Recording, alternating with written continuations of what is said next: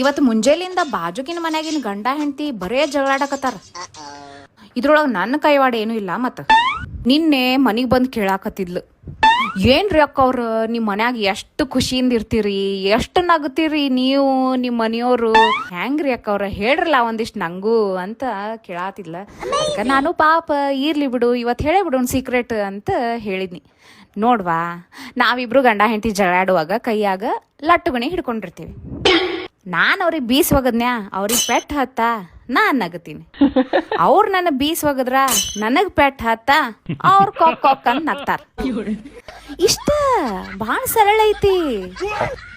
ಇಷ್ಟೇ ಹೇಳಿನ್ರಿಪ್ಪ. ಅಲ್ಲಿ ಇದ್ರ ಅರ್ಥ ನೀನು ಹೋಗಿ ನಿನ್ನ ಗಂಡಗ್ ಹಿಂಗ ಲಟ್ಟುಣಿಗೆ ತಗೊಂಡು ಹೋಗಿ ಅಂತ ಏನು ಹೇಳಿಲ್ರಿಪ್ಪ ನಾನು.